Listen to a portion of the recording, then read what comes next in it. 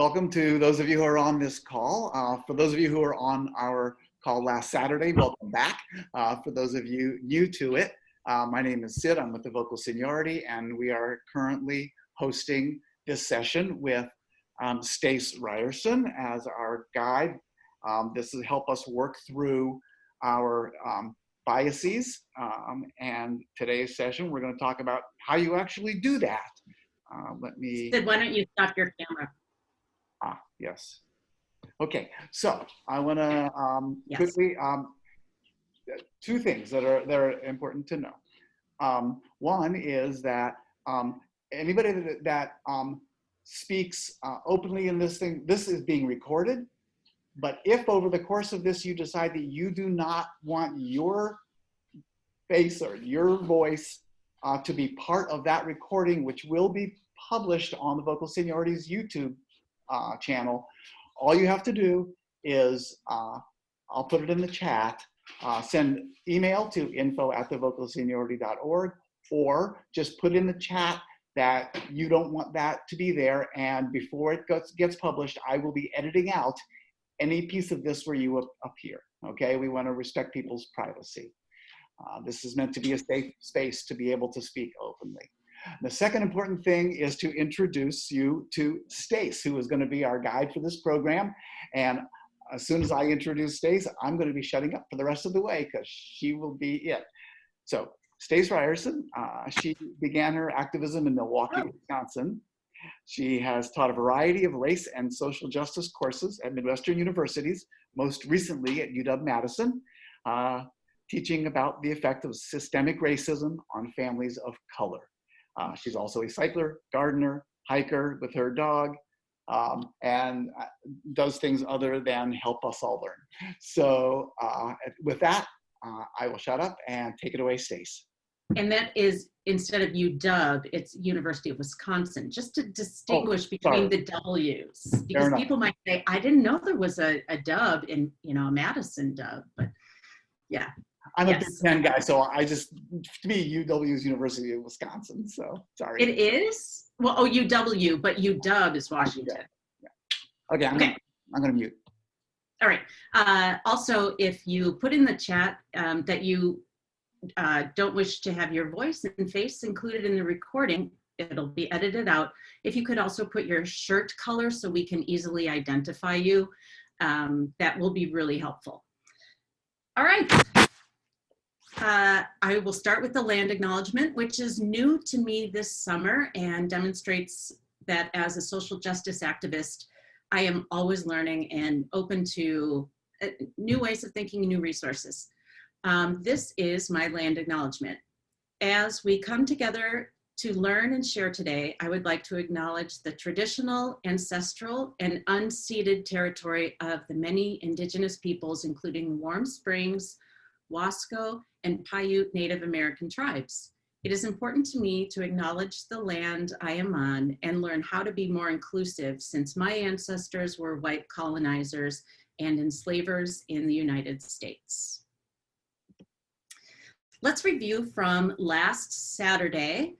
In the first video that we watched, called Implicit Bias, Peanut Butter, Jelly, and Racism, we discussed that people learn associations between ideas or objects like peanut butter and jelly, or for instance, Black men and violence. So people learn these associations just by living in a particular society or culture. They come at us from our family members, media of all types, from books, movies, the news, and also our friends and broad social networks. It's also not your fault that you have picked up these associations, and people should not feel guilty that they happen to have this association in their brain. Also the importance, we talked about the importance of pausing and being aware of your unconscious bias when it surfaces as conscious, and adjusting to when you hear Black men in violence, saying, I know that that is an incorrect stereotype and that I need to make adjustments so that I don't continue to perpetuate that stereotype. In the second video, we learned that research shows that our racial biases are often more about who we choose to help than we don't. And we tend to help people who are similar to us. I put help in brackets because different behaviors can be substituted in, such as who we choose to spend time with, who we choose as main characters in the movies we watch, whose perspective we listen to in the news. The next slide lays out a personal audit grid that Professor Dolly Chu in the videos suggested could illuminate how diverse our networks are. Oh, come on. So here is the personal audit grid. The first two prompts that say what percentage of your close friends share your race or ethnicity, and what percentage of your extended social network shares your race or ethnicity, really help you run a self-audit on the diversity that presents in your everyday life. The last three prompts connect to the dominant cultural privilege, which in the United States of America is known as white privilege. And they also relate to blind spot bias. And those are what percentage of the information sources you rely on are created by people who share your race or ethnicity, what percentage of the heroes and protagonists in all of your media share your race and ethnicity, and what percentage of the heroes or protagonists favorite films, regularly share your gender identity. And so if anybody feels comfortable, what are some examples of this that you've seen or experienced in your own life? And you're welcome to share your perspectives in the chat if you want to react to this, or you're welcome to unmute yourself and give us some of your reactions, perspectives, feedback on this self-audit grid. I think you can unmute yourself. Wave your hand if you're unable to speak, but you would like to. Michaela, are you able to unmute yourself? I'll give you. I am, yeah. Okay, I just wanted to make sure. Yeah. I can start out. Do you want me to go through each of them? Oh, no, not necessarily, but okay. Yeah, if there's any insight into your own life that you'd like to share with people where you reacted when I was reading these off. Go ahead.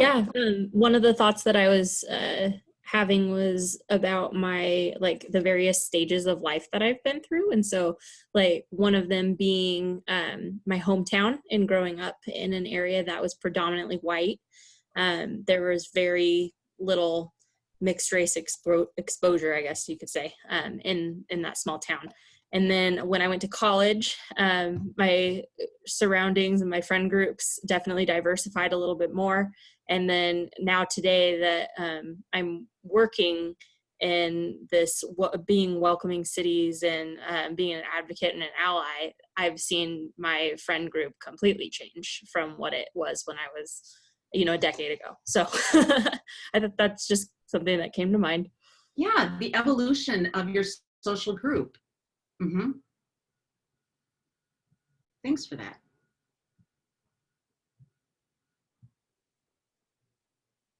Anyone else feel comfortable, have any reactions that you'd like to tell us about, or please share things in the chat if you would rather do that.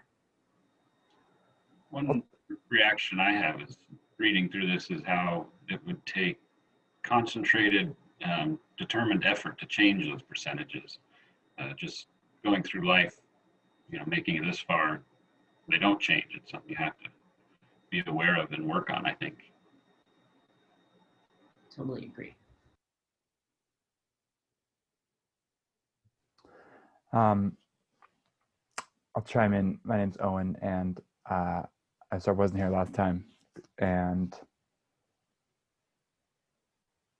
yeah, I grew up in Bend, and so I have a predictable answer to this question, which is most of my friends look like me and are straight. Now there's some exceptions to that, and I'm really grateful for those people and perspectives in my life.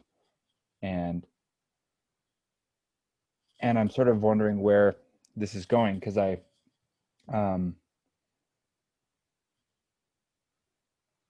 you know, like, yeah, on some ways, like the homogeneity of my life was baked in to my life, like it, and there's so many historical reasons for that, you know.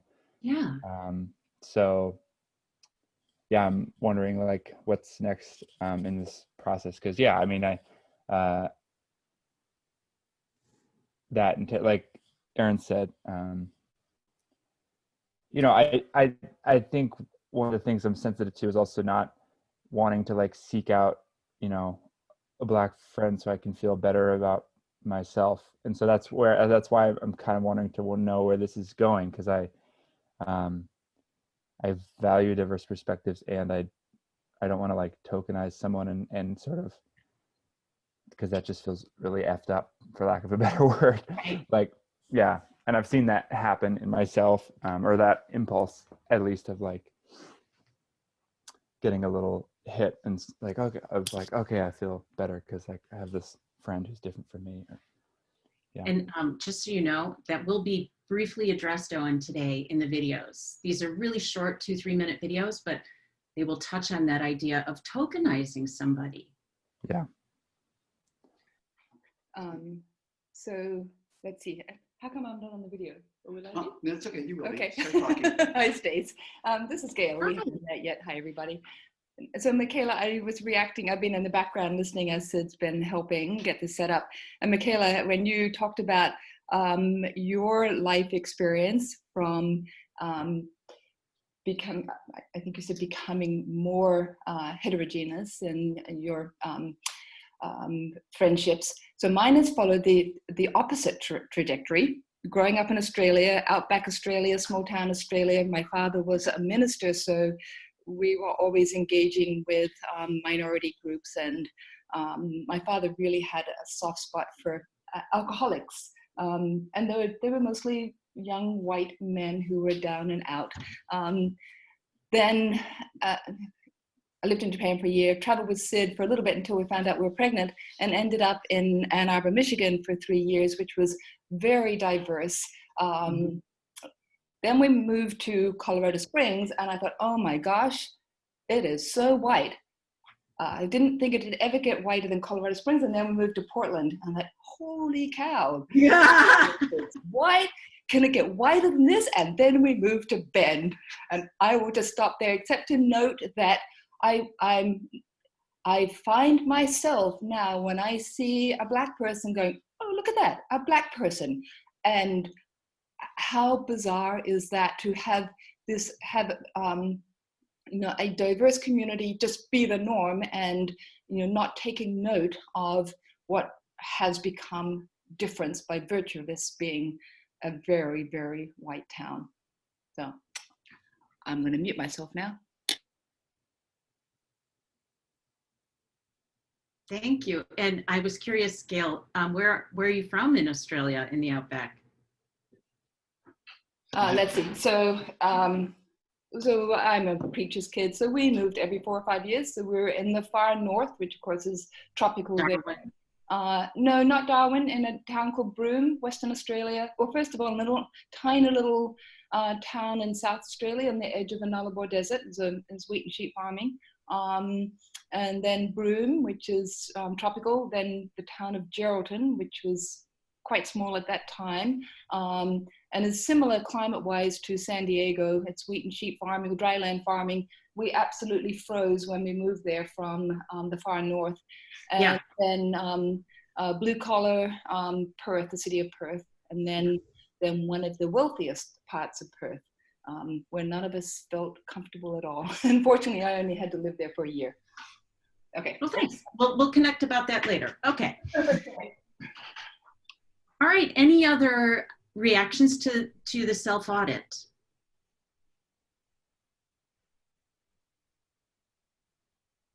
I'm a teacher and I know about wait time. Oh, I'll Yeah. say something. Yeah. Yeah, hi, Maria. Hi. My daughter's lived here for a while, and 2 years ago, my husband and I moved up from the Bay Area to be closer to her after we retired. And my husband is of Korean origin, and so we used to joke that we were diversifying Bend by 0.001%, just with our family. But in the Bay Area, I worked in a very international setting, but my own friend group was primarily white, and so reflecting back on that, it really shocks me that I just loved the diversity, but I only had a couple of friends who were close friends who were of other ethnic origins, which surprises me looking back on it. But one thing that makes me really sad is that my husband here feels very self-conscious when he walks around, because he's an Asian man and there's so few Asian people, and that's some sadness on my heart, because I would love for him to feel comfortable and completely welcome, but he feels like he's stared at and stuff. Thanks. Yeah, thank you. Thanks for that self-assessment of, wow, I lived in San Fran, but my friends were mostly white. Chris, you're unmuted. Did you want to share anything? Did you want to jump in? Are you talking to me? I'm talking to you. Yes, I want to share one thought I've had, which is kind of interesting. I remember in college, I met an African man, not an African American, an African man who had been from Mali and had been educated in France and spoke 3 or 4 languages, way smarter than me, way handsomer than me. And I remember I took him out, a friend of mine who was white, I guess white. I've never actually seen a white person, but a woman you would identify that way if you saw her. We took him out for pancakes late one night, right when we first met him at the start of the school year. And I remember we sat down at a table and he asked me this question, referring to 4 white men sitting across from us. Is that what racism looks like? Can I talk to him about it? And I just had my cousin visit me, who is also a British American, and he was raised in the Bahamas, and he was like, I never experienced racism in the Bahamas. In that kind of visceral way we experience it here. So I'm wondering how much of this is unique to our American experience. A lot. He may have experienced prejudice and bias, but he may not have felt like that he had experienced racism, because racism has to do with systems of power. It's not just one person treating you poorly. It has to do with who holds the power. And perhaps... But for me, I was raised in the South. It was always a visceral reality. Sure. That was always recognizable to me. Sometimes I wasn't so conscious of the morality of that visceral reality, but it was just it's been an ever-present reality, and it's like the dividends, the ongoing forever dividends of slavery in our community. Exactly, and that is what is unique. Many cultures, many countries throughout history have had slavery. But only the United States had the system of slavery that we did. Brazil had at least 8 times as many slaves. They had 8 times more slaves, but it wasn't the system like the United States. And and I don't know what other systems were like. I didn't live in them, but I did see Ben-Hur, where they made Charlton Heston a slave.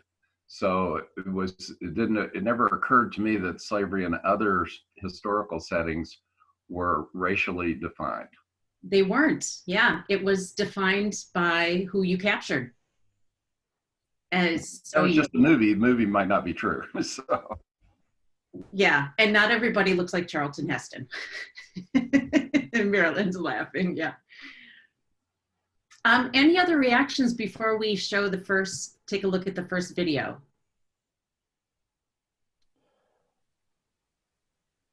I'll just say that it's uncomfortable for me to say like most of my friends are white. That sentence is like hard for me to say, and so I'm in that paradox of like, yeah, like I'm not responsible, and it's not my fault, and I am responsible. So I appreciate the challenging question. That's all. Yeah, Owen, on the previous slide, there was you're not to blame for having learned these associations and growing up in the culture that you did. And part of the bias of American culture is typically you hang out with people who look like you, unless you're in a situation where you can easily make that happen as a child, or your parents put you in a situation. So there's no guilt, there's no shame. Yes, though, there are things that you can do to diversify your social network. Yeah, and the fact that I have like, anyway, I could ramble about this a lot. Like, yeah, I may have sort of a race-based group of friends, but that doesn't mean like, and do racist things and oppress people as a leader in this community, but it doesn't mean I'm a bad person. And so holding that paradox, I think when I first started having these conversations, I'll never forget going to a white privilege conference in 2012 in Seattle and talking about my Ethiopian neighbors. And I said, blah, blah, blah, blah, blah. I can't connect with them. They're always speaking Ethiopian. And this other white guy jumped down my throat and said, they speak Aramaic. And I just cried. Like I broke down. I was like I was like 18 years old, because I had associated like doing anything that hurt anybody was racist, which was also being a bad person. And to live in that tension of, well, yeah, I did these things and I have an impact, and I can still stand in the fire when I get that feedback and not break down. So it's been a learning for me. And the fact that the gentleman reacted the way he did that shut you down even more? Yeah, and I was 19 and like didn't have the resilience to say, oh yeah, wow, I didn't know that, and tell me more. All right. Let Owen, and we're going to come back to that idea in one of the films. Like, you are kind of the model student today, that you're going to be exposed to some new ways of thinking in really brief snippets today that you can expand on in your life. All right. The first video that we're going to watch today is called Implicit Bias, the Life-Changing Magic of Hanging Out. And the major points in this few minutes is to reduce implicit bias, that you should build friendships that cross the racial divide. But then you think, well, what about the racial anxiety? And Owen, you talked about what if I tokenize somebody? And what if I say the wrong thing? So let's, come on, thing. Let me exit that.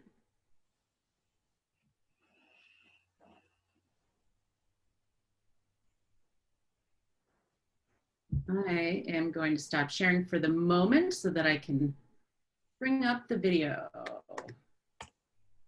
All right, and this is a PBS site. If you want to go back and watch the first two videos of Implicit Bias that we saw on Saturday, you are certainly welcome to. I will share my screen again. Can you see the website now that I'm on? Somebody? I'm not looking at the... Yes. Yes, okay, great. All right, so again, you can go back and watch the first two videos. Today we're going to watch the third and the fourth. These videos were then shared to the New York Times, which the Vocal Seniority said, oh, we got to do this, and have some sessions around this. But there are teaching resources through the PBS website.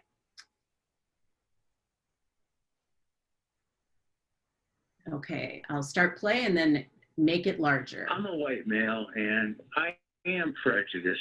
A few months ago, a man called into a TV show trying to be less racist. What can I do to change? Get to know Black families. Join a church if you are a religious person that is a Black church. Foster conversation in your family and in your neighborhood where you're asking exactly those kinds of questions. Okay, clearly that was an amazing conversation. But will her suggestions work? Does it sound a little too easy? One study I really like here is a study where they looked at college freshmen. Some white undergraduates will get randomly assigned to a white roommate, and some of them will get randomly assigned to a Black roommate. What researchers found is that for white undergraduate students who were randomly assigned to a Black roommate, they had reduced levels of implicit racial bias at the end of a semester compared to the students who had a white roommate. So this example uses Black and white roommates, but of course this could apply to many kinds of people and interactions. Where this gets tricky.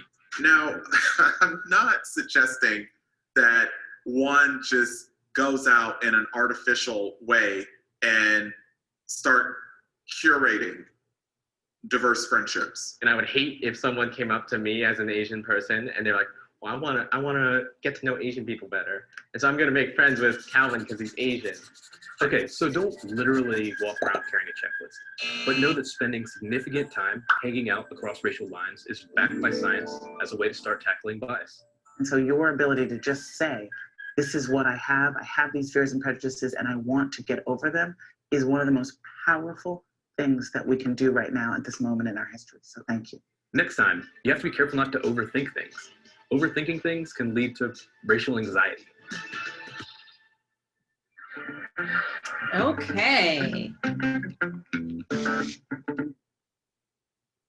Owen, so that really briefly touched on the idea of tokenizing somebody and also your reaction when you were 18, 19 of admitting, here's who I am, here's what I've experienced. And that really is the first step in, you know, becoming comfortable with your past and how you can adjust things for your future.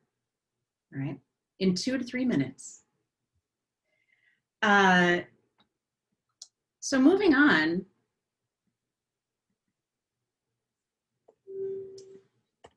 Oh, come on.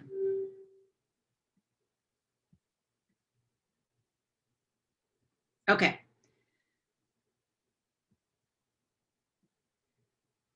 Give me a thumbs up if you can see my screen of what is the difference. Okay, what is the difference then between implicit bias and racism? The video made a connection between these two terms. And the man in the collar, right at the very beginning of the clip, said he wanted to be less racist. So what is the difference between implicit bias and racism? So I'm going to give you a scenario to think about. Why haven't laws been enough to eliminate discrimination in the United States? And there are 3 facts. Most Americans oppose, should say, most Americans oppose discrimination based on race, nationality, gender, or religion. That's our first fact. American ideals of equal opportunity are enshrined in the US Constitution and reinforced by laws like the Civil Rights Act and Title IX. Our third fact is inequities in employment, political representation, housing, law enforcement, and education continue to exist. Well, then why, in the context of laws against explicit discrimination, which is missing from the first bullet, and the continuation of inequities, think about these questions. How does implicit bias contribute to the ongoing discrimination, which is outlawed? And think about how implicit bias on a personal level, on a systemic level, contributes to the ongoing personal discrimination and systemic discrimination. How does implicit bias influence your own thoughts and actions regarding explicit discrimination and inequities. And how can the impact of personal and or societal implicit bias be minimized to create real change? And where do we begin? And again, if you would like to give some reactions or perspectives in the chat, you're welcome to do that. If you'd like to speak up, yeah, please do so. And I'll give you some space to think about any one of these. I'd say the first thing is laws can only do so much. They don't change the human heart. So they only have so much effectiveness. And then the bias, even little things, especially if you're unaware of it, you know, if you're in a position to hire and you're not selecting a group based on your unconscious biases or conscious, then it might not rise to the level of violating the law, but you're still perpetuating the problem. Yeah, exactly, Erin. And then the next step is to think, well, where do we go from there? How do we create real change? What can we do? Which I'm not expecting you to answer, Erin. I was going to say we start by attending stuff like this. Yeah. Go ahead, Marilyn.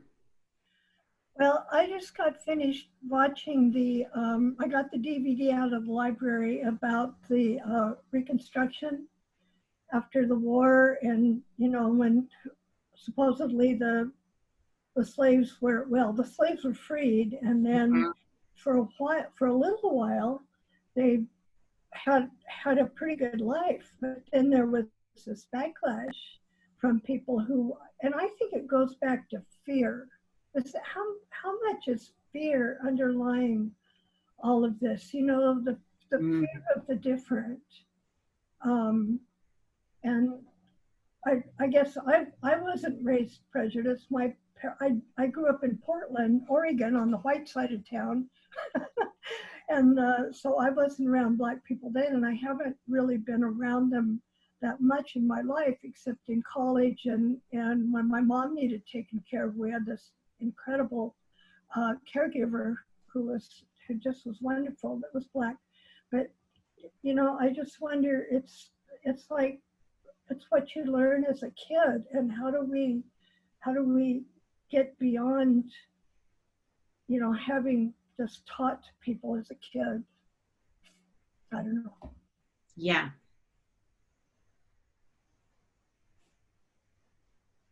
Rhetorical question. So, if I could, you know, I was, when I was a professor, I was chair or either served on hiring committees, you know, for new faculty, let's say, and other kind of positions. And we had this office of diversity and equity, and we were required by law, by the university policy, and so to speak, to reach out to Black university, or, you know, like Morehouse University or Howard or some of the other universities first, before we ever publicize generally, you know, a job opportunity, a professorship. And I think I was on a dozen committees, and never, you know, almost never did we even get a candidate of a person of color, and a Black person. We got Hispanic, Latinos, we call them Hispanic in those days, but but never a person, you know, a Black person, almost never. So despite our best intentions, and despite the laws and our requirements and the efforts we went into to try and hire people of color, particularly Blacks, the systemic racism is such that they don't trickle down, or trickle up in this case. So there's something way down in the bowels of our education system that is the fault. There's something way down there, and it has to do with economic and educational inequities. And that's, from my personal experience, that's where we have to look, where those biases come in. Yeah, Roger, that's so true. That why are there fewer Black professors in proportion to white professors, given, let's say, the demographics of the population. And you're right, it starts in kindergarten. It starts in preschool. So that the trickle up is there are fewer people who go on for a PhD. You know, Stacy, the thing, I'm a retired lawyer, and these things are put up here as though the job's done. But if you look more closely, we have 2 senators per state as a holdover from our negotiations with slave owners in the South. We have the Electoral College as a holdover from negotiations with slave owners in the South. We have the Senate, the biased body, approving all of our judges, a holdover from with compromises with slave owners in the South. We only really gave the African Americans here and former slaves full voting rights in the 1960s. That's 50 some years ago, or 60 years ago. So it's not like slavery ended in the 1860s. Its penumbra has gone on, and it's reflected through our educational system. It's reflected through every one of our institutions. So at one level, we're not even close to outlawing racial bias in our system. And we have a lot of work left to do moving forward. So, you know, right now there's a debate about whether we should make Washington, D.C. a state.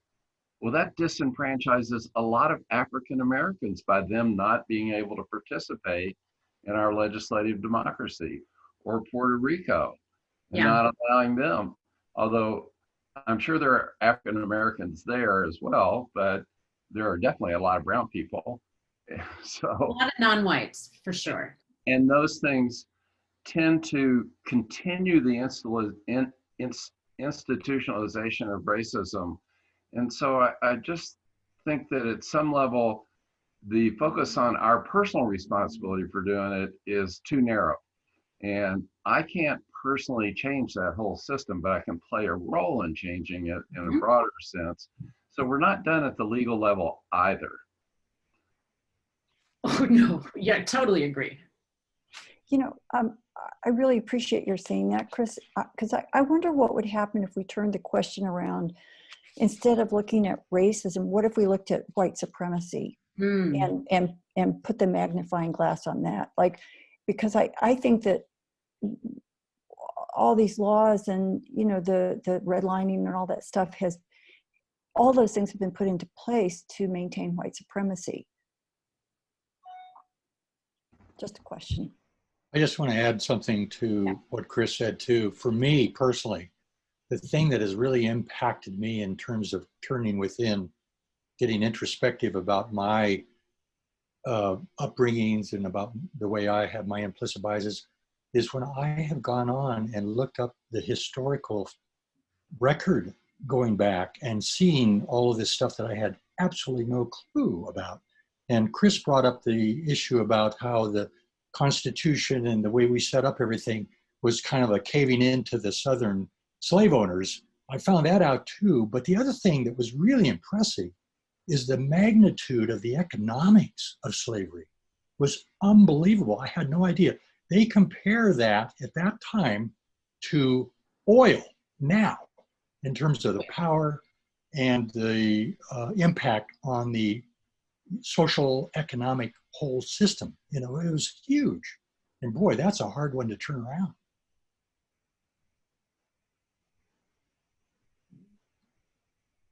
You know, let me share one other real quick idea. Like I told you, I was raised in the South, and my hometown was the scene of the last public hanging in America, definitely a legal lynching. So a lot of ugliness that I was made aware of in Cub Scouts. They told me about that. Amazing.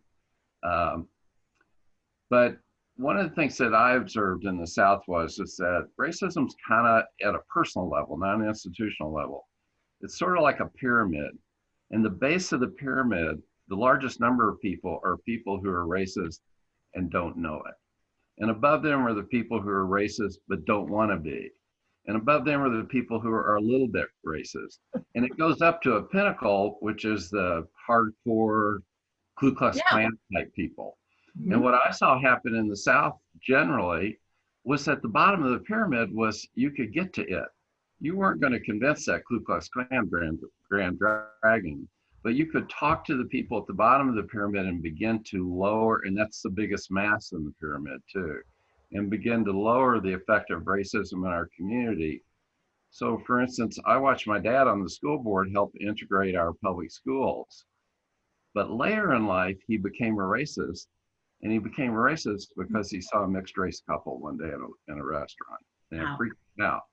So his level was somewhere up the pyramid, not the very bottom, and he sort of reached this thing. But I noticed that today, my stepmother, my dad's dad, lives next door to a mixed race couple and is delighted with them as neighbors. So even that is eroded in my family. So, and that's because of that direct contact. So a lot of us find ourselves in that pyramid somewhere, and identifying where we are, and then raising our consciousness to deal with that level so we can get ourselves out of the pyramid is what our primary personal obligation is. I love that image.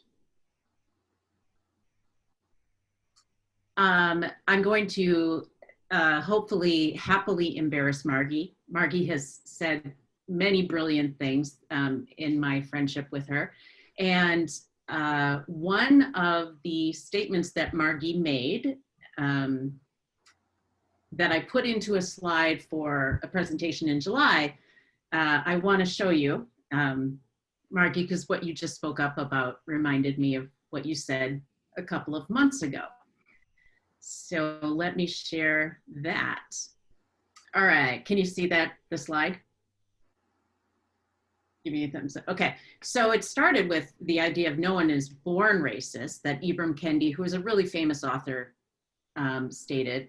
And it connected with something that Margie had stated earlier about how manipulated we are by racist ideas. It's like dried blood in crime movies, and the chemical they put on to see it. I'd love to be able to spread that on. And so I looked up that chemical. I couldn't remember the name, but it's luminol. And this glow allows crime scene technicians to detect blood that is dried on surfaces, or to detect blood that someone tried to clean from a surface. Pretty brilliant. I'm not sure I'm following the metaphor. Margie, do you want to talk to that? Sure. I mean, it's just like we're so drenched in these ideas from our birth that it's hard for us to see it sometimes. And so sometimes we need the assistance of a chemical like that to see, oh, there it is. That's what I mean. It just sort of brings it to our attention and allows us to look at it. Well, for me, the chemical was in a book form, White Fragility.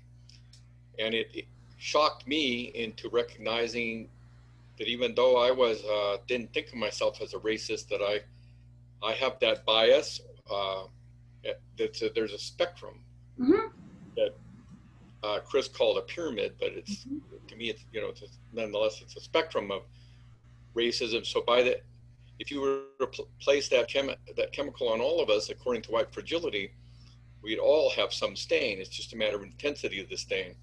Yeah, sure. And Aaron, you look like you had something. I just want to, so one of the tools that helped me see the stain on myself was the implicit bias test that Harvard University sponsors. Yes.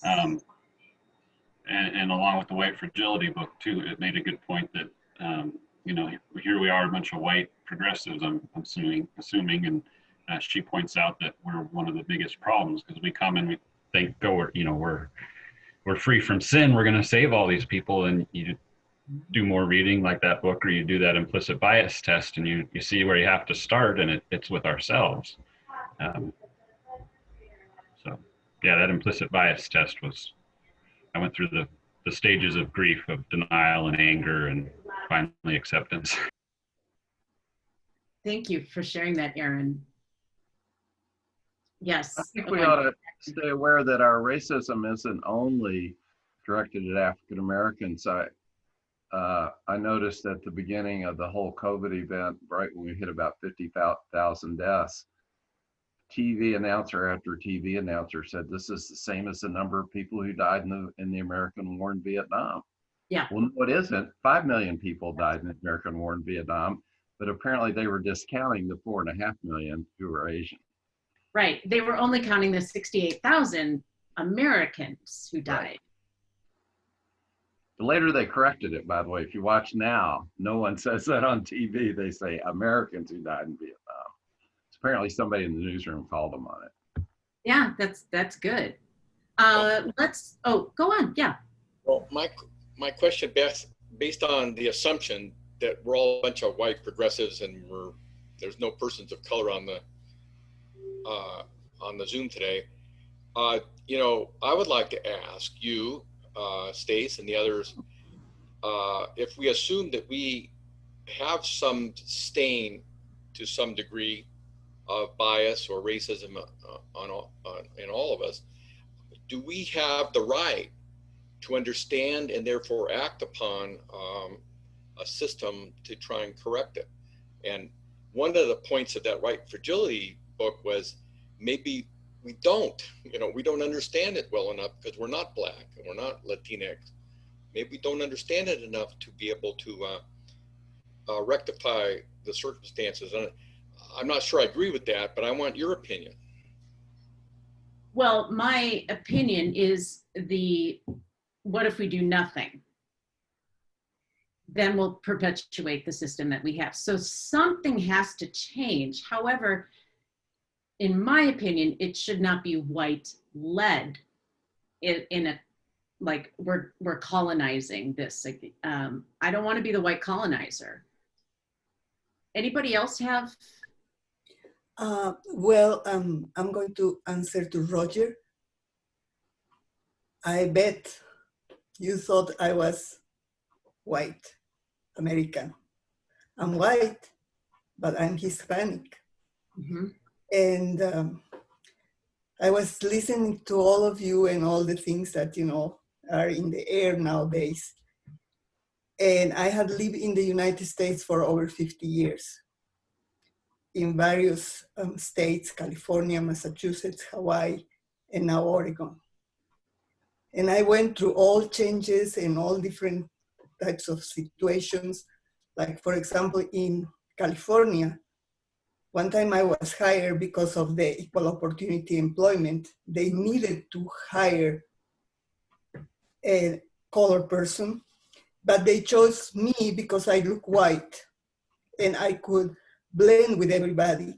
But when they had inspections, the president of the company came to me and said, please talk, say anything while they are here.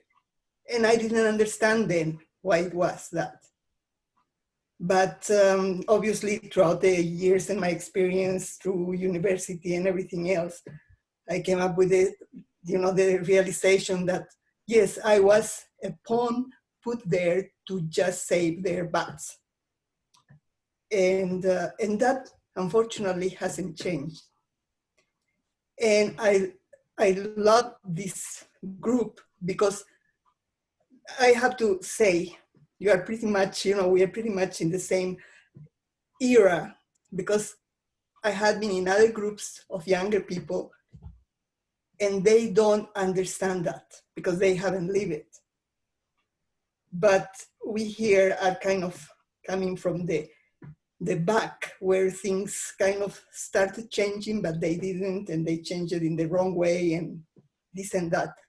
And that's why I joined this morning, because I wanted to see what are we doing, what can we do? And I say we as a whole, because I need to do something as well. Thank you for listening, but here I am. You know, another interesting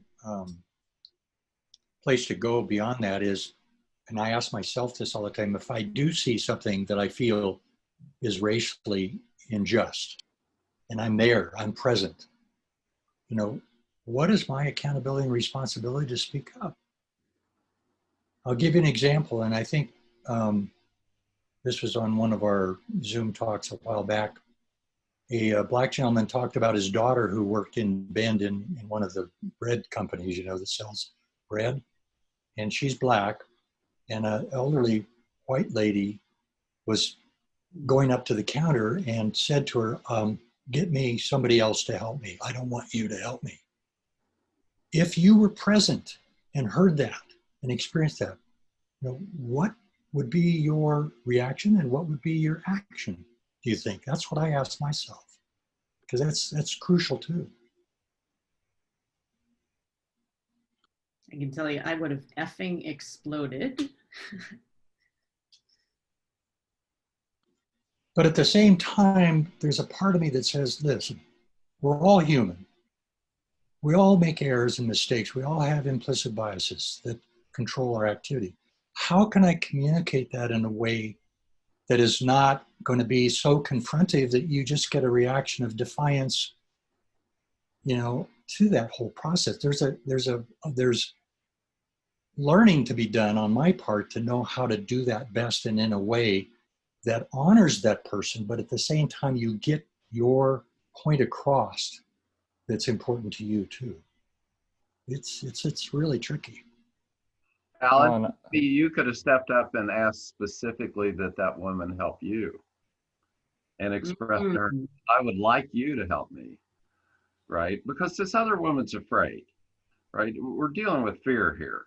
And so for you to express your absence of fear and the connection you would, without saying, you don't have to argue with her or anything, but just be evidence of fearlessness in front of her. I'd love to jump in for 1 second here.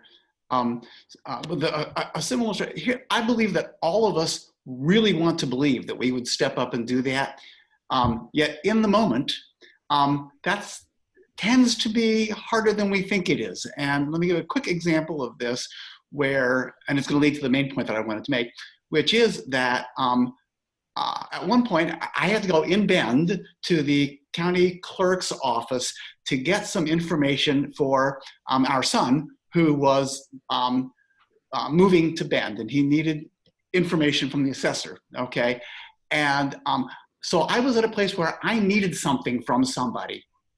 And she was very chatty, the woman I was speaking to outside the counter, and Hey, Sid, stop your camera.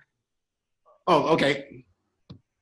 And so, yeah, this may still be choppy because I have poor connection, but said that she is, that he's moved from San Francisco and wants to raise his family here rather than in the city. I can't hear you. I'll give up.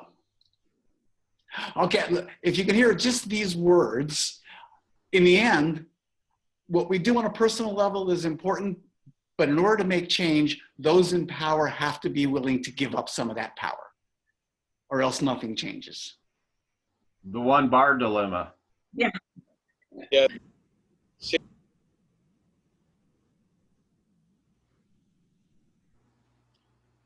Well, you know, like Julia, I look white, I am white, but I'm also Jewish. And recently, a few months ago, at dinner with some friends, this woman said, "Oh, you're Jew, you don't look Jewish," okay? Maybe I don't look Jewish, I don't know what that means, but you know, I thought that was a racial bias, and I called her on it, okay? And I've had people at my home from the South, actually relatives of my wife, who were talking about using the N-word, and they were talking about those damn N's, you know? And I asked them nicely that, you know, do not speak of African Americans in that way, otherwise I would have to ask you to leave. So, you know, I think I appreciate what Alan's dilemma is, what, you know, what you might say might not change their minds, and maybe we all need to be tutored on how to speak up in a way that that would change their mind. It may not change their mind, but you know, I think that you have to speak up, even if you do it angrily or discourteously. I think you have to speak up. I know we're at our time. I love that question, Alan, and it's so hard. It's so hard for me not to blow up, and I think something like what Chris suggested of just stopping, like the kind of diffusing. I think there's like diffusing the situation of, I would like your help, and sort of just stopping that interaction, and then the conversation. The few people of color who I'm friends with who live in Bend, both of them are actively considering moving away from Bend because of the ways they can't feel they can be themselves, and they feel everywhere they go in this town. So I think we have a huge opportunity as white folks, and I have to say I'm saddened to see fewer younger folks like myself on this call, and I'm personally doing some work in communities that I'm part of that are younger, trying to have these conversations. And one tool that I'll share, it's so hard to actually do, but it's, if you have somebody you love who can practice, it can be really fun to be that person, and be the intervener. So listen, affirm, respond, and then add. I think I'll often go to just add, which is like kind of putting in some 2 cents about the historical perspective around race and implicit bias and racism that I'm bringing, instead of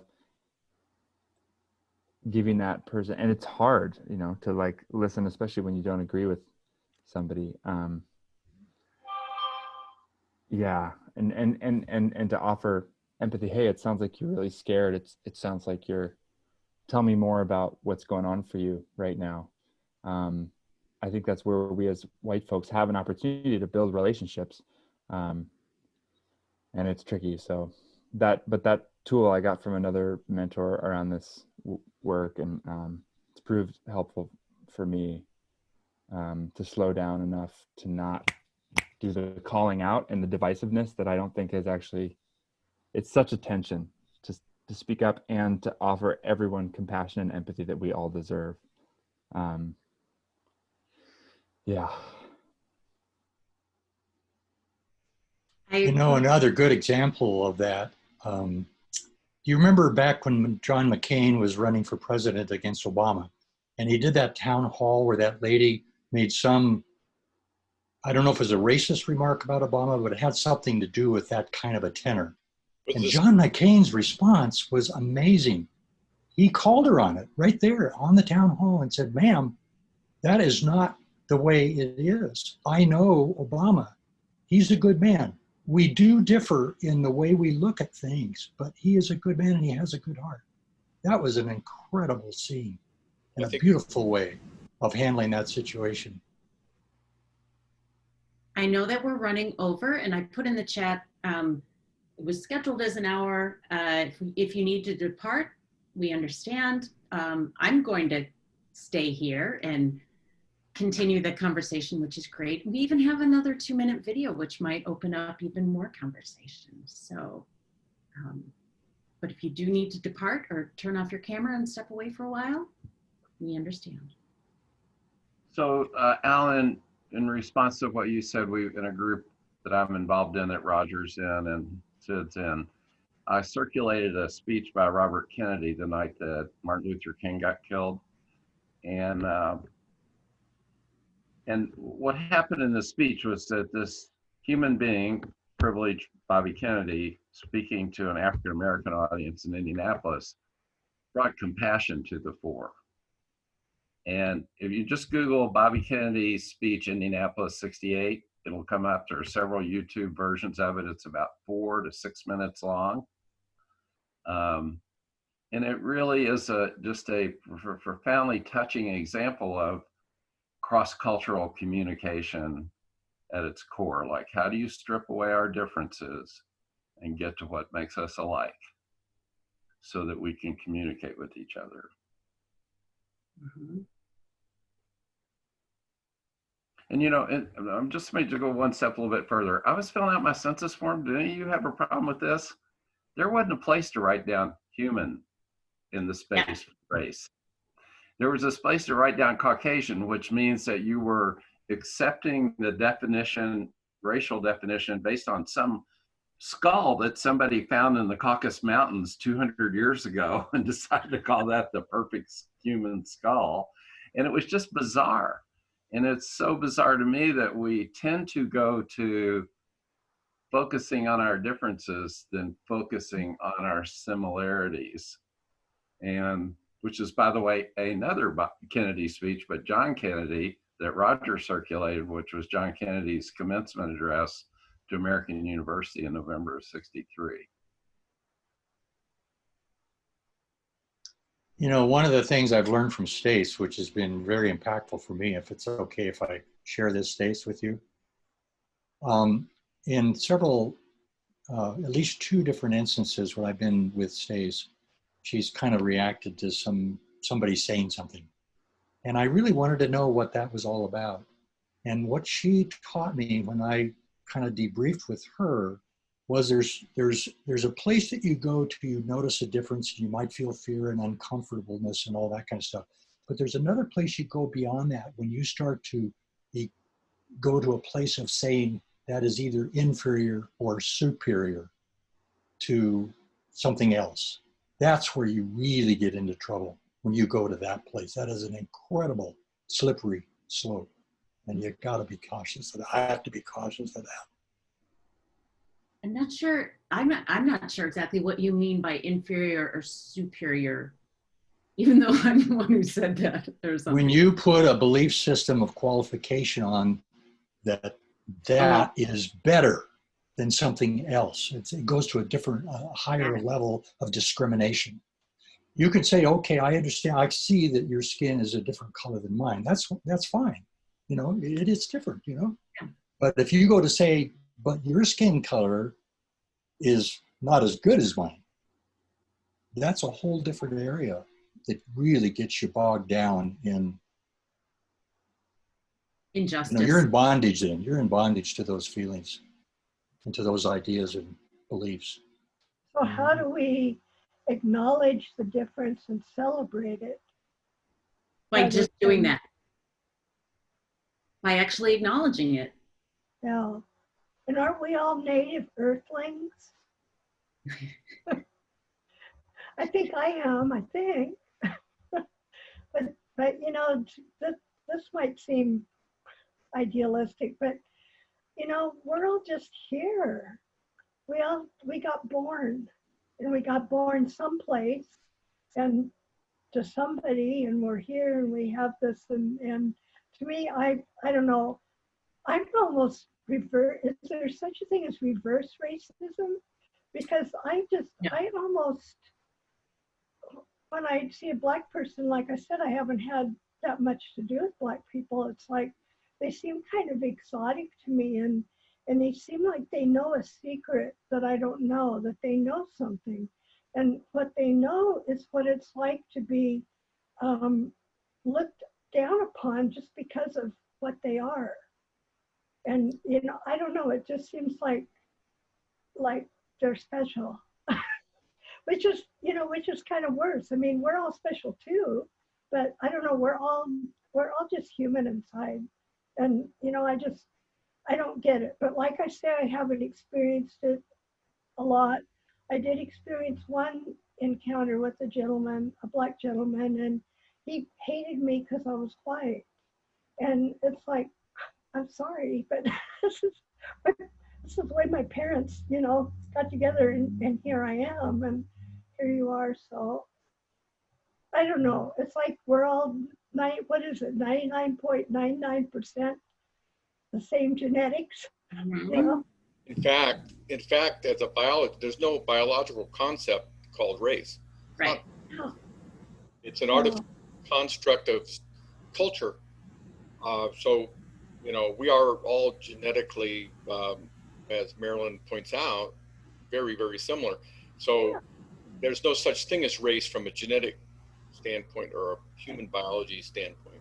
Sorry. Well, and to add on to that, an interesting fact is there's more genetic diversity in Africa amongst Blacks than there is between whites and Blacks otherwise. And there's more genetic diversity between Norwegians than there are between Norwegians and Sioux, Lakota Sioux. Mm-hmm. Yeah. A really easy way of understanding that is if all Norwegians were very genetically similar, it'd be hard to differentiate between person to person to person, right? So there has to be a lot of in-group variation so that people don't all look like the same person. That's a very simplistic way of wrapping your brain around it. But can you see how that is, Marilyn? Yeah. And then we all have the same chromosomes. And Roger, cut me off if I use the wrong word, like genes, alleles, chromosomes. 23 chromosomes, right, Roger? Yes, you're our geneticist, our biological geneticist. And yeah, 23 pairs. And we all have those, all humans do. And there's just little, in a way, timing devices that say, okay, we're going to give this person straight hair or curly hair or blonde hair or green hair, whatever. They just turn on and off at different times. You know, we all have the same stuff. It just has different timers on it.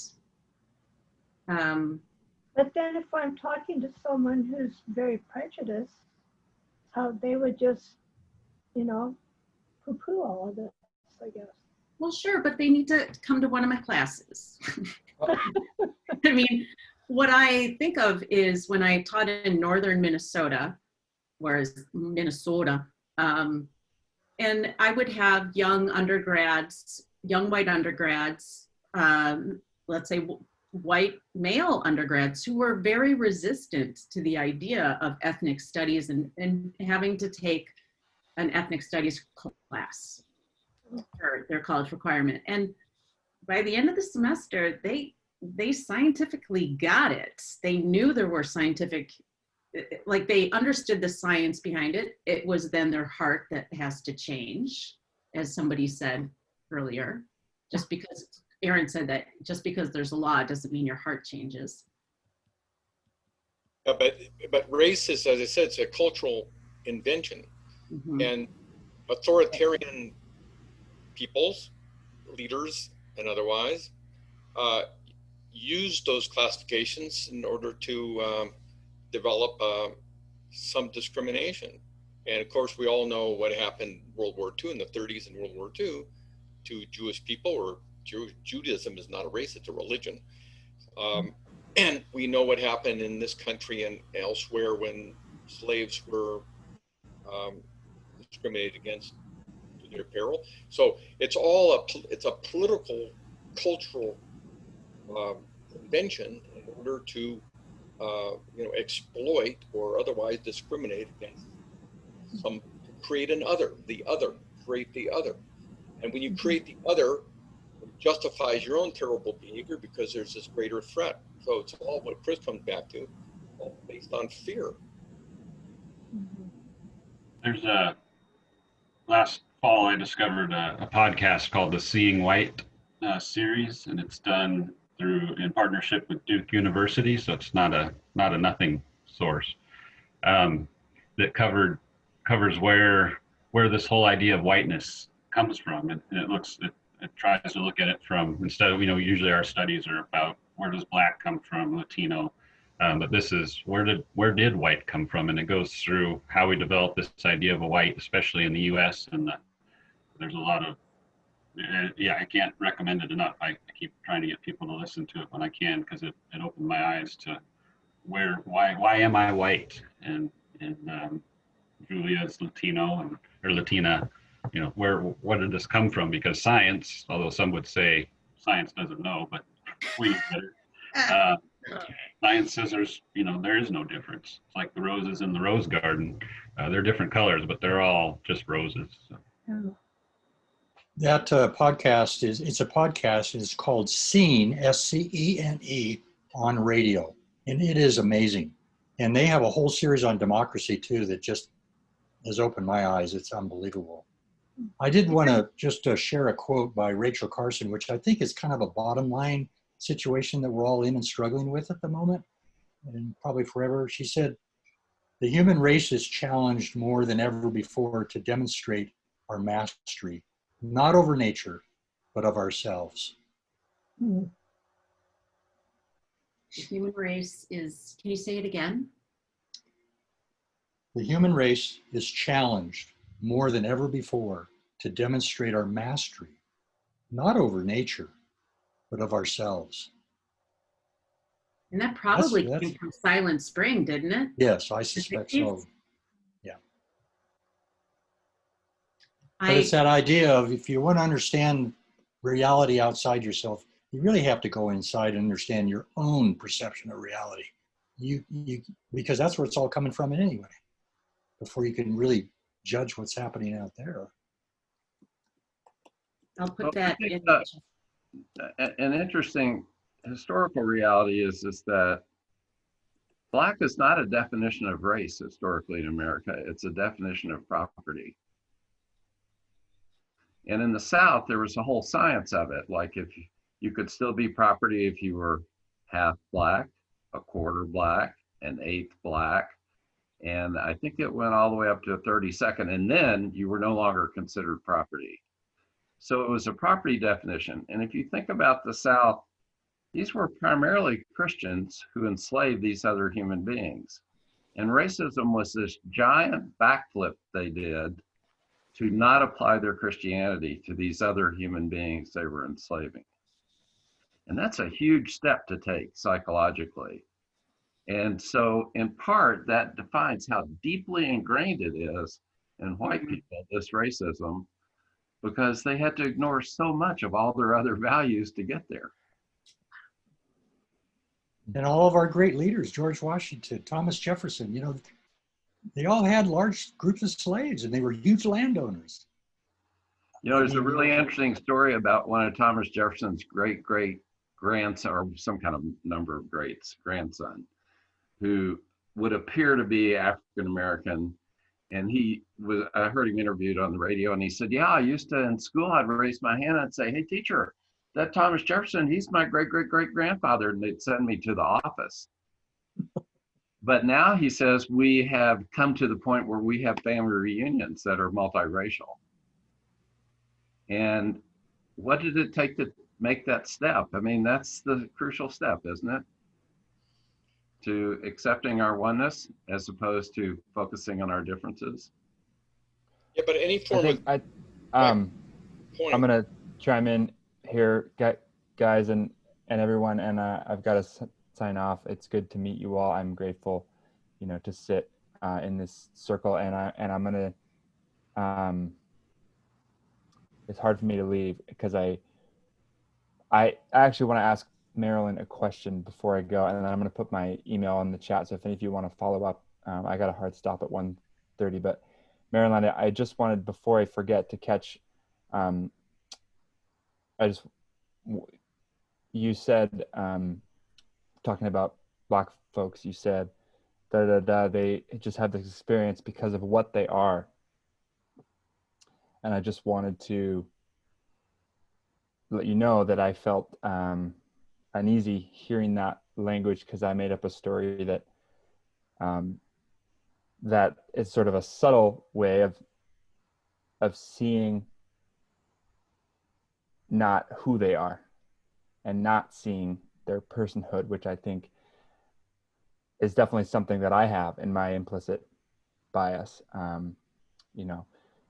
So I just kind of want to call attention to that language and ask if that resonates for you, that subtle distinction. Yeah. It kind of reminds me of Martin Luther King in his famous speech, and he says, be judged by the quality of our character and not the color of our skin, kind of thing. Is that kind of what you're saying? Well, I think it's so, race is fake, like it doesn't exist, and it has very real physical, tangible, emotional implications for so many different peoples. And I know sometimes in my desire to sort of get to the next age where we don't have to worry about this, people of color actually experience that as a dismissal of their experience of, well, let's actually slow down and look at the past first and look at the implications. So in this conversation, I'm appreciating the like call into oneness and living in that tension of holding that ideal while also being able to listen to the lived experience of people for whom race is a very visceral experience. It's definitely a paradox. And Owen, if I understand correctly, it was a difference between saying what somebody is versus who somebody is. Is that? Yeah, and I don't know I can't remember the exact context, but that language stood out to me, as well as the language. I had somebody call me in at one point to use the word enslaved instead of slaves, kind of like the same way I thought to say person without a home instead of a homeless person. And it's just a subtle distinction. And do those things make a difference? I don't know, but it's one thing I have control over is the language that I use because it reflects what's going on inside. So yeah, I just wanted to offer those reflections. Maybe part of that, is it May I Egan? say something? Do you mind if I say something first to that? Thanks. And what that reminds me of is the concept of othering, and language is so key in that, because it can land as though it's othering. My daughter, who is half Asian, half me, is a nurse at the hospital, and she's asked all the time, "Where are you from? Where are you really from?" It seems like such an innocent question, but it's very othering. And so that's the kind of thing I think we have to be just exquisitely sensitive to is, are we seeing our common humanity, or are we putting people in a box? And there's a wonderful professor at UC Berkeley, John A. Powell, who's done a ton of work on othering. I would suggest reading him. The other person I think is remarkable is Susan Fisk. She's a social psychologist at Princeton. She's done some amazing studies about how all humans categorize people. We put people in categories. And every culture does. She's done this in like 70 countries. So every culture puts people in categories. And there are certain categories that we all humans, it's really interesting, that deactivates the medial prefrontal cortex, which means that if you see a person in this particular category, it puts them in a category of an inanimate object, like a rock. Like in this culture, it might be a homeless person or a drug addict that you might see on the street. And there is a way around it. And her intervention was to ask yourself, what kind of vegetable does this person like? Because that brings humanity back to them. And, you start to see a person who has a choice and opinion is a human. Thanks. Yeah, I think for me, knowing that my intention can be good, can be so good. I was actually in front of, I have a story around that, and that I won't share because I'm taking up a lot of space in this conversation, but if I get into defending my intent, which I've done, of like, well, I actually wanted to know where you were from, and I'm really curious about that. It's a lot different than listening about my impact. Oh gosh, how did that question impact you? I see that you're kind of feeling uncomfortable. It's a big one that I see a lot in the white liberal community, is this defending my intent instead of recognizing that my impact is oftentimes not the same as my intent. Yeah. That's huge. That is huge. Thank you so much. I came across that sort of recognition of myself not too long ago, because I'm always defending myself to my wife when she gets upset by something I said. And I'm going like, this isn't working. It's just making her more defensive, until I realize I need to attend myself fully to her reaction and connect there. Ask her, why did that upset you so much? I want to know, because I don't want to upset you. I've done the same thing, Alan, in relationship. totally. And by the way, I was going to make a comment too about the way we word things, like a homeless person versus a person without a home. I think for me personally, when I hear the word homeless, I go to a stereotype immediately within me. Whereas a person without a home, it's much broader. It's like, oh, well, you know, are they moving and they don't have a place to, you know, live right now? Or, you know, it's much broader and it doesn't trigger that stereotype. So, you know, for me, the most powerful one was, I just read this just this year in the last few months, was not to refer to Southern African Americans as slaves, but rather as human beings who were enslaved.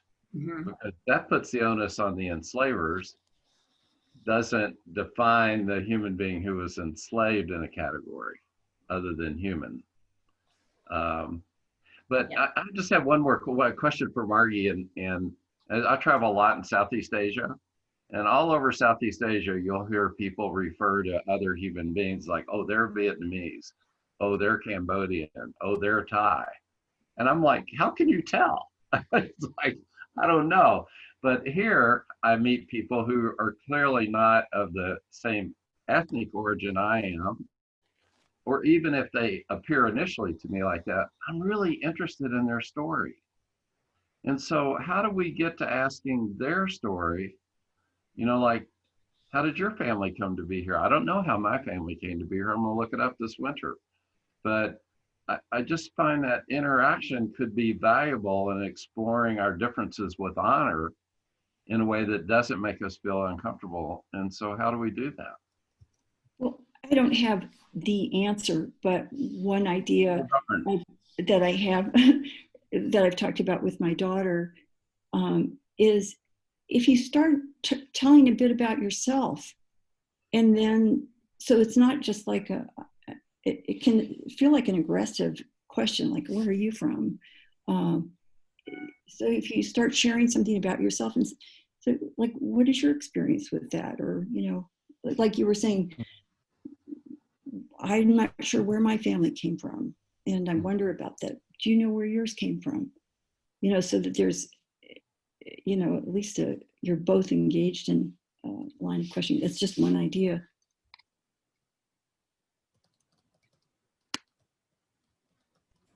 Yeah, is this valid if I say, yeah, I grew up in Oregon. Where did you grow up? Is that confrontive, or because if I'm just curious, you know, and then maybe they grew up in Colorado. Well, I lived in Colorado for a while, and then, you know, well, where, and then you can share experiences about that, and it just can be a door opener too if it's done right. Seems like. Can I answer that? Can I jump in? Marilyn, because of the historical baggage of that question, it might trigger something in that person negative. And you're not responsible for that historical baggage. Yeah. But being aware of how your question, as benign as it appears to you, may be seen as aggressive by another person because of who they are and their experiences. Yeah. It's just something to think about. I wrote in the chat, one person's intent ends where another person begins, which a friend said a month ago, and I have shared that quote so many times. I've even made a sticker out of it. And you never know whatever you say is going to bring out in another person anyway. But yeah, I see your point. And I think a real important issue there too is that we are, as human beings, each one of us individually, we are changing ourselves constantly, whether we know it or not. So in a way, it doesn't make any difference where we came from. It's where are you at this moment that we need to question and share and be as honest as we can with everybody we interact with, I think. Well, I guess that it, as we are saying, it depends on the person and yourself, because I love when people ask me, well, you have an accent. Where do you come from? Or, you know, why you have that accent? But And then a feeling comes if the person is real or not, because there are some other people that say, well, with that accent, you shouldn't be here. You know, that's the interpretation of that same phrase. Yeah. So I think it's very personal, and knowing who is asking where you are and what is the intention. But you are all right. It can be taken very wrong if they ask you, you know, all of a sudden, well, where are you coming from, or where are you from? Maybe a way is trying to start with who you are, where you come from, and maybe say, do you want to share something, or do we have similarities? And when that happens, I think, you know, we open up and we are genuine on both sides. That has been my taking for the most part of my life, where I really, really didn't fit in the white population or in the Hispanic population, because I had to work my way in to the Hispanic population because they see me and they assume I'm white. When I start talking, they ask me, where did you learn to speak Spanish? Yeah. I say, no, I'm Hispanic, you know, I have been born, you know, and so I have to work both ways. And believe me, it has not been easy, but again, you have to maybe step down a little to open up to the other person and not judge always on the negative. Although there are times that you know, there is no other way. So it's not easy.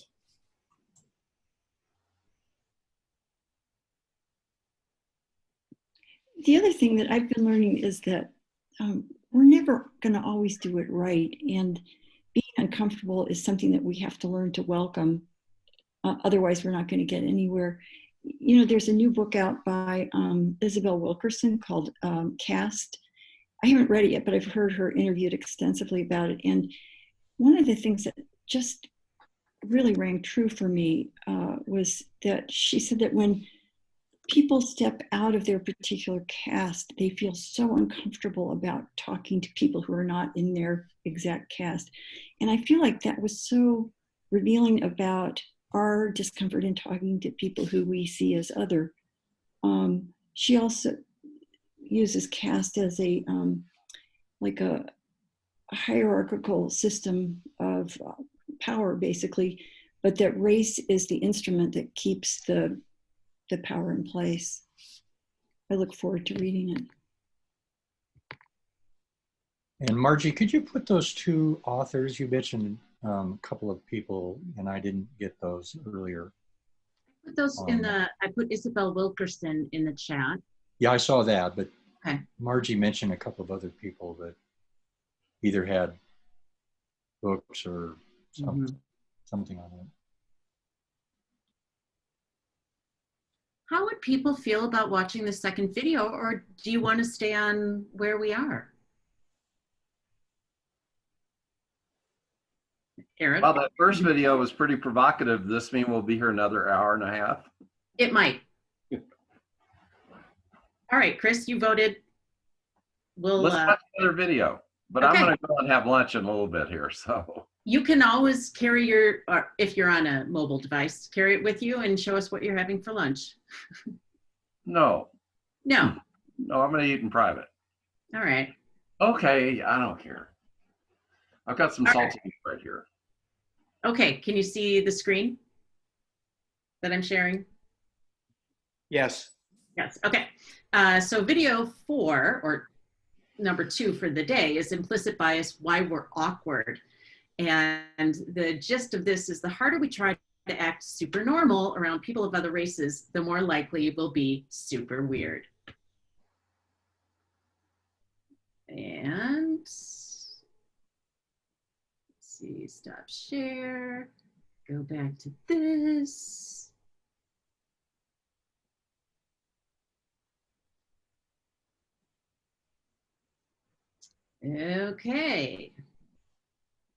If I ask you to please not think about a white bear. Don't think about it, don't think about it, don't think about it, don't think about it. You probably won't be able to stop thinking about a white bear. There's significant research on this, and some researchers are asking if there's times when trying not to think about race might make one appear racist. Here's the thing to try. Okay, do me a favor. Just act super normal. Like actually normal though. 99% of the time, this ends up awkward. So what happens with this instruction? When you're around people of a different race, try really hard to be really, really normal and treat people really, really equally. I talked to the Perception Institute's Rachel Godsell, who highlighted a study on a common phenomenon in social situations where a white person might overcompensate. What are the goals that people generally have when going into an interaction? Most of us who are white presume that we're going to be respected for the most part. So that's not really a goal because we just think it's there. So we come into the interaction like looking for signs that we're liked, we're informal, and we're, perhaps sneaky, looking for the sign that we're likable. But oftentimes for African Americans and Latinos, the presumption of respect isn't there because of experiences that many have had not being treated respectfully. The desire to ensure that they are respected is first and foremost on their minds. So you've got one party that's not really even thinking about respect, and another party that's like hyper aware of it. And if the person of color is looking for signs that we respect them, and we come in with this informal looking to be liked dynamic, that can really backfire because I don't seem like I'm being particularly respectful. So you get this spiraling miscommunication. I then perceive that person not to like me and to be unfriendly. And both of us, again, leave feeling as though our fears have been confirmed. To be clear, we're not talking here about interactions that involve explicit racism. In this scenario, neither party has any ill intent, but the end result is the exact opposite of what both were hoping for. There's too much thinking about that white bear. One bright light here, there's evidence that knowing about racial anxiety can be enough to make people feel less anxious. It kind of gives them permission to feel a little weird, and that keeps them from acting too weird. So thinking about race might make things awkward, but knowing that it might make things awkward can make things less awkward. Next time, how slowing down and being more deliberate might make it easier for us to be good.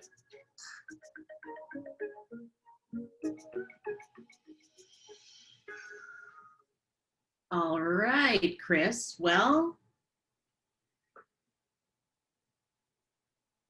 anything provocative come from that? And just so you know, Daniel Wegner, W-E-G-N-E-R, is the author of that White Bear book.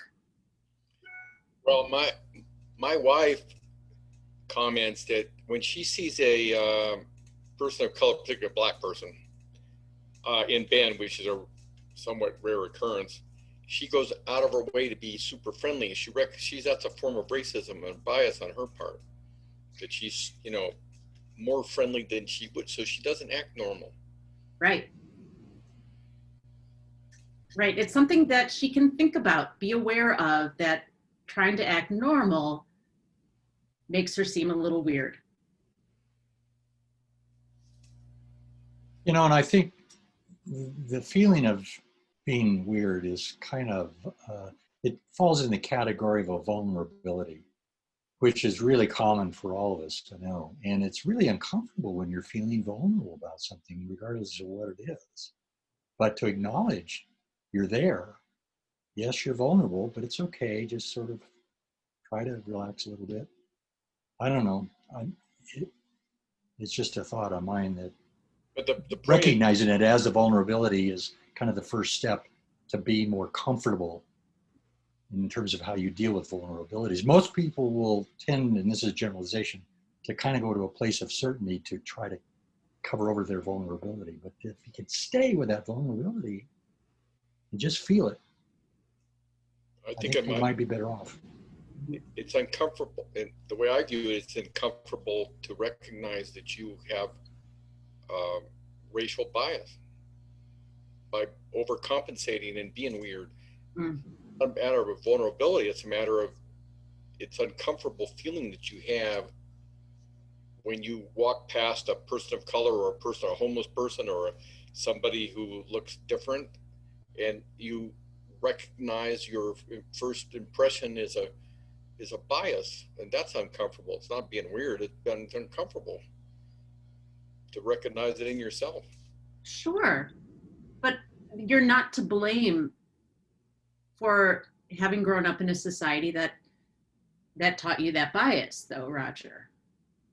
I don't know about that. I that's debatable, not to blame. I think, you know. Are you to blame for something that occurred to you?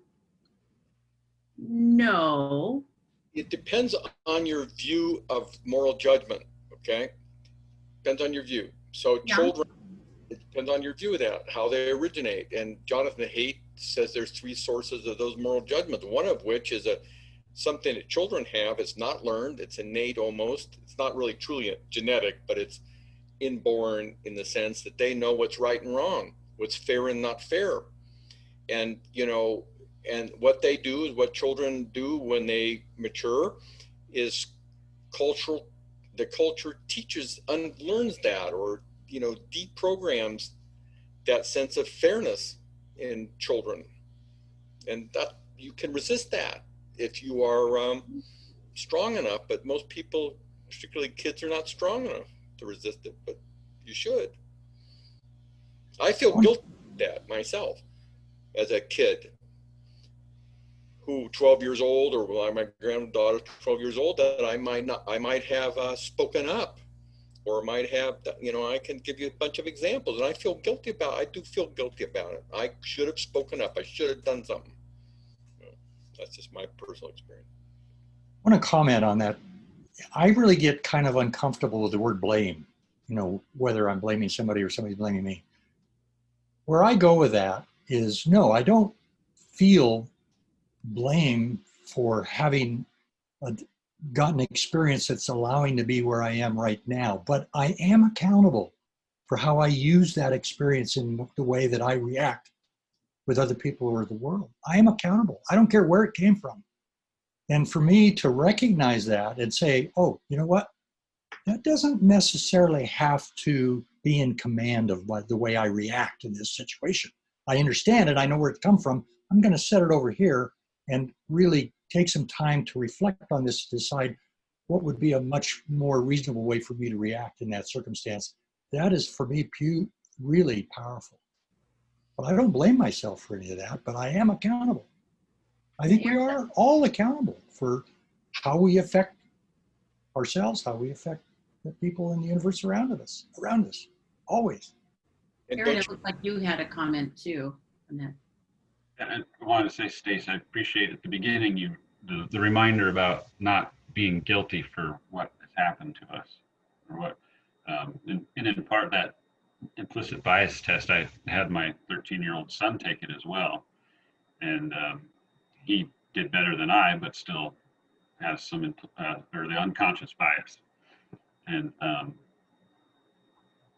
you know, that was troubling for me. And but the guilt, it's important that, because I think when we have guilt, or if we were talking earlier how to say something to somebody when we see actions we don't agree with, that guilt makes us defensive and withdraw, and then change doesn't happen, either ourselves or, you know, somebody else. If we're trying to make somebody, if our actions or words make them guilty, they're going to withdraw. They're not going to. They're going to get defensive, and then they stop. The opportunity to grow and learn, I think, disappears. So it's hard to avoid feeling that guilt, but I think it's important to be reminded that there's reasons not to be guilty, feel guilty, because we want to grow.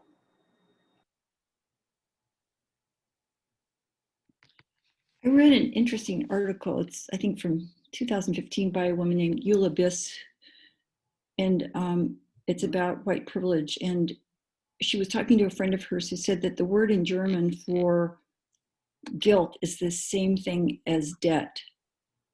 And then the article expands on that. And I think it was so illuminating for me, because guilt is sort of a paralyzing feeling to me. But if you think of it as debt, like, what do I owe somebody? That promotes action. And that is something, you know, like, what can I do to, I can't go back. I did something when I was 12 years old that I really regret. And I can't go back and change that, but I can, you know, learn from that and try to pay off, you know, try to correct that debt.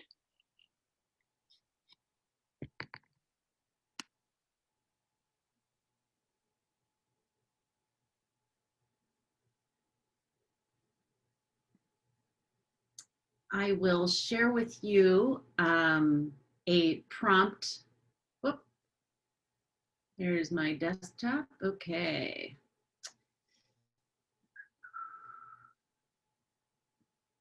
Here's a prompt that might get us going, Chris, another hour. At the end of the first video that we watched today, which is video 3 of this 6-set videos, Heather McGee, who's the news announcer, said to the man who called in, your ability to just say, this is what I have these fears and prejudices and I want to get over them, is one of the most powerful things that we can do right now at this moment in our history. And it's interesting to think that this was filmed a long time ago, or well, not this year. And so question is, can you describe a fear or prejudice you have that you would like to overcome?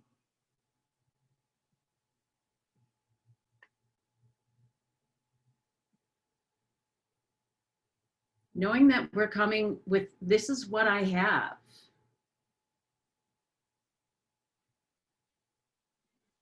I'll just volunteer right now. The thing that wakes me up at night and puts me into a sweat is just worrying about the viability of our race. I mean, of humanity on this planet with what's happening. And I'd like to be able to relax and say, well, whatever's going to happen is going to happen regardless, but am I prepared to accept whatever? You know, that really is challenging for me. What would be a personal thing that you want to overcome? Would you think, Alan? Like if that's keeping you up at night? It's the fear that lies behind that. I'd like to be able to not go to that place where I'm just feeling, you know, no ability to think about how I would overcome that or get rid of the fear, frankly.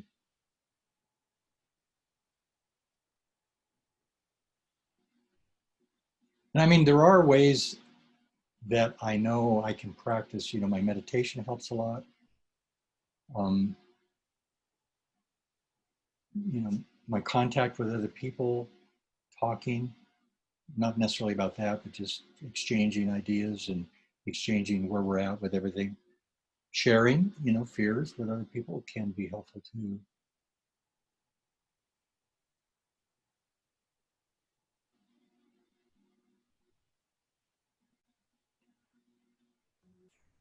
Like this. This has been a wonderful discussion. So things like this. What keeps me sweating at night is what our species is doing to this planet and all the other species on it. So, you know, it's always something. You know, it's a sort of interesting times, isn't it? In our lifetimes, we've seen a picture of the Earth from the moon. Mm-hmm. And what better evidence of our oneness can we have? And yet the very technology that allowed us to see that picture is the means to rain nuclear horror down on the planet. Mm-hmm. And so ahead of us remains the choice. Which way are we going to go? And that kind of keeps me awake at night. But to Alan, to your question, I just want to say what you've said today seems like progress and contribution to resolving those issues. And if we each live our life just putting one drop on the oil of democracy or one positive thought into the energy equation around us, we are beginning to do our bit, and we can each do more and more None of us individually can resolve all of this, but we all together can ultimately resolve it. And being here is part of that resolution. You know, one of my favorite quotes is that Gandhi quote, and it's not exactly this, but it's, you know, be that change you wish to see in the world. You know, and for me, it's like, that's where my accountability and responsibility is really knowing me and how I operate out there. What's my operating system? How does it work? Where does it advantage me? Where does it disadvantage me? I don't think I can go anywhere without understanding that. You know, I think Aristotle or somebody said, you know, you need to know who, you know, an unexamined life is not worth living, something of that nature. You know, all the great thinkers from recorded history kind of zero in on, you know what? The journey is within, folks. Not so much what's happening on the outside. It's within. And then you're in a better place to make that that interaction in, you know, intersection with the outside. That's where I'm at this point in my career, I guess, my journey.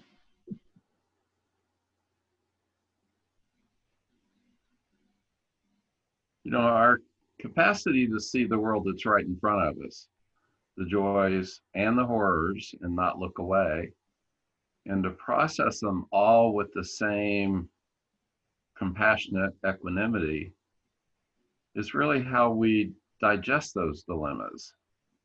And not to be a spoiler for you, but in the Robert Kennedy speech I told you about, he quotes Aeschylus, and I cannot quote him, but essentially he says, the grief that we experience that drops on our heart, drop by drop, even in our sleep, eventually brings wisdom. And so that capacity to be open, the openness that each of you show, is the engine that drives us to wisdom. And it's that wisdom that'll show us the way out, if we're in time. I'm not totally 100% optimistic, but. You know, and the additional goal amongst all this for me too is I really want to be as authentic as I can in sharing myself with whoever. Because for me, if I'm not authentic, I'm a fake, so to speak. I really want people to be able to connect deeply and trustingly with who I am. And the way that I feel my accountability there is to open myself up and really try to express myself in a way that I feel is truly authentic to what's really happening within.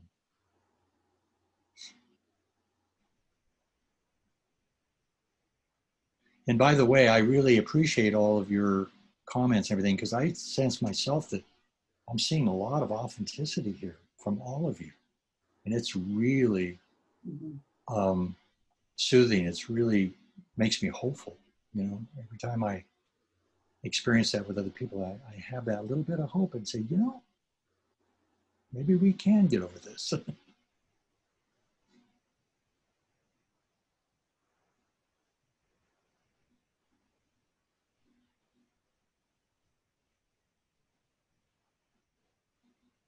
Where do we go from here?